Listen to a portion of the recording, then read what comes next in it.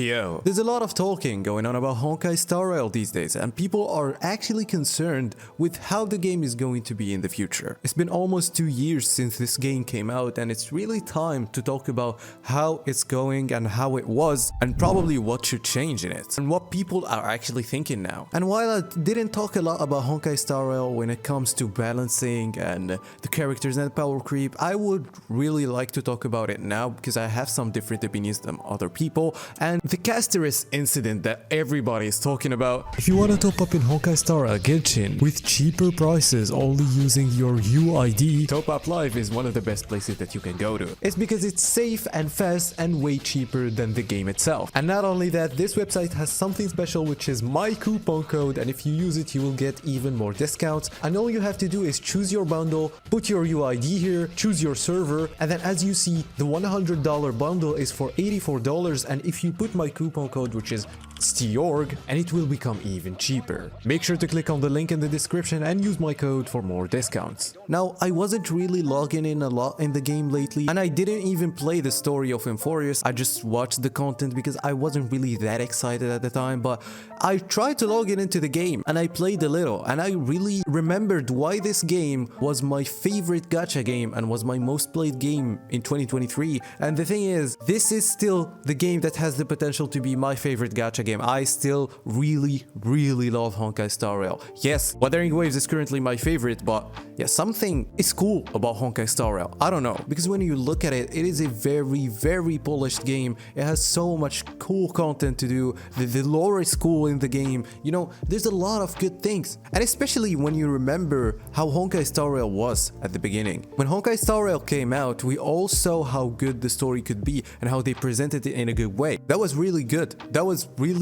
good. Yarilo 6 was really fun, and that's probably the first current problem with the game. You know, when you look back at probably 2.0, we had so much good character buildings in the game. Because in 2.0, the team building and comps were so good for the game's health, and we got so many niche teams at the time that have almost the same power level. Because when you look back at 2.0 in the game, we had Black Swan coming, and also I remember Sparkle, and they both served for the purpose to buff niche characters. Because at that time we had the ability to see Kafka thriving as a Nihility character, and we saw how people are using the path of Nihility. It was so fun, and I'm really a big fan of Nihility, and I will talk about why Nihility is not that good anymore, because the systems are holding it back. But we also had Sparkle, which a character that I don't have, which came to buff the Mono Quantum team, and we got Zilla being way better as a 1.0 character that got back from the death just because of Sparkle. Because I saw that some people were saying that the game was balanced before 2.0, and I really do not think that, because just when Imbibitor Lune and Jingliu came to the game, the power creep was crazy that we had so many MOCs with only ice damage and imaginary damage. It was a little mess there. Okay, it wasn't that bad, but yeah, it wasn't really balanced, let's be real. But I think 2.0 was really when the game was cool, when the game had the ability to express how cool team building in this game is. We had mono quantum teams at the time, or mono teams, and there was so many varieties. You could use a lot of characters and a lot of 4 stars here and create other teams. But when 2.1 came out and we started seeing how some characters are just dominating the meta, you know? And with that, the variety of the characters started decreasing and the older characters aren't getting buffed. Although I have to say, for people who don't know, Hoyoverse said that they're buffing older characters. We still didn't see how this is going to happen, and I'm predicting that we will get news about this in the next version, so we have to wait for this. We got Akiran and Aventurine, and we got Robin, and we got some Sunday with Rappa. These characters were so powerful. Now we got Tribi, and as I said before, I don't think the problem is really just the power creep and having characters that are more powerful. It's that they're way too powerful now. It's like some characters and some teams are just dead, and I really can prove this by saying that I was really clearing the content with other characters easily, and now when I logged in after so many months and I tried the MOC, I couldn't clear MOC 10. I'm not even talking about 12. While of course if I tried more, I would be clearing it, but it would be harder than people who have the newest characters. It would be way harder. And the problem is, even if I want to use a older character, I have to use a very specific team for them. I have to be very specific with a character that I will give and the other 3 characters that are gonna form some crazy buffs to be used, which is removing how versatile the team building in the game was. But then Euphorius came out and people weren't really as happy, not only because of the power creep that we know of, but also the storytelling of the game. The storytelling of the game, I don't want to talk about it a lot. A lot has been said already, but it's just a Yap Fest and they said that they're fixing it. We will see with the next patch. But let's be real, it's not the best. It's not really told in a good way. It's really too much talking, too much shit. And even if we remove storytelling, we know that this story is too happy.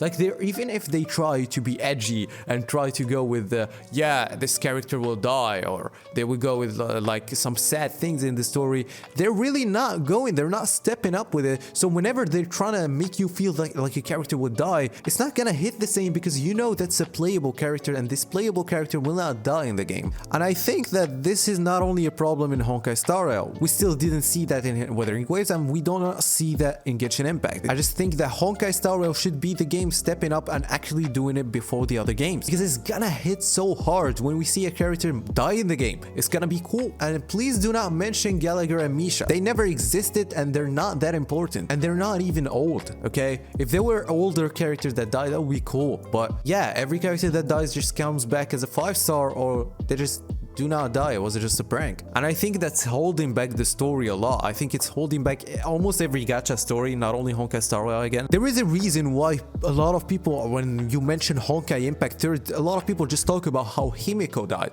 Like, you know that this is important, that this is a cool thing that could happen and give some weight to the story. You don't really also have the ability to make a Kafka more powerful now. The problem with the Da is that it doesn't crit, right? So there's a limit to how much you can buff Da with your teams. So you only can give it, for example, reduce some defenses to the enemies. But the fact that Da cannot crit, given that we have so many crit buffers in the game, is really something limiting. Because yes, we have the character that can debuff the enemies and reduce their defenses, but no one can actually make these characters crit. Because if we could just get a random character that can make Da crit, I think it would be crazy and bring back the Da and will not let it die anymore. And of course, it should be at some point not too much, because talking about too much, we have Castoris coming soon. I don't want to talk about leaks, but every single person on Earth is talking about Castoris and how crazy this thing that they're adding in the game. And if you don't know, Castoris is a new damage dealer that can universally revive your characters and without being in the team. So what they basically did is that they added a character that you don't even need to put on your team, and it will give you a buff of reviving you. That is a crazy thing, and this shouldn't be normalized. I think that this is something that the community is not even divided on. And the thing is, I would have excused it, and people would have excused it if we actually had better balancing, okay? If the game was a little more balanced and we had Castoris, I think people wouldn't be as mad about the game. And we can see that they don't have to really go with so much power creep in the game and really balance the older characters, because it's really kind of predatory, especially with how they do with the banners. And I cannot believe this, but Genshin is probably the best example of what you should do as Honkai Star Rail when it comes to letting people build what they want. And of course, we don't have reactions in Honkai Star Rail, but I mentioned Genshin because you really can use a lot of older characters and they're still so much powerful and more powerful than a lot of new characters. We can reach this new formula by enabling something like direct buffs to the characters. We don't have to do the shady thing and the so indirect thing that Genshin does by just adding a new artifact set, which they actually did in Honkai Star Rail to buff some characters. But sadly, we reached the limit now where it's not enough. New relic sets are not really enough to buff the older characters because they're too far gone. And it is crazy to me that the actual problem with the Honkai Star Rail wasn't really the content. I think the game is giving us so much good content. As a gacha game, you can have so much fun and play some good end game and have fun with it, but it's now gated with the meta. The meta is the problem with the game, and the storytelling. I think if these two things get fixed with Honkai Star Rail, I don't think anybody could complain, and I think a lot of people will agree that this game would be the best gacha. And I really made this video in a way of saying that I don't want to quit this game. I just had a long break from it, and Hoyoverse is pushing me and pushing other players to not have as much fun with the game. But unlike Genshin, it's not like we really lost hope, and that's why I think that we should just wait and see how Hoyoverse will do with this game. It will perform in terms of the next patches, and the thing is, for people who were expecting that Hoyo will change casters, I don't think that will happen. I am actually sure that this is not gonna happen because it's kind of too late now. It's already happening. We just hope for what will happen after Casterist. Yeah, I think we cannot know how good the state of Honkai Star Rail is gonna be, but it's not looking like the best year for now, and they really need to change something. Anyway, if you don't subscribe now, you're gonna lose your 50-50. Bye bye.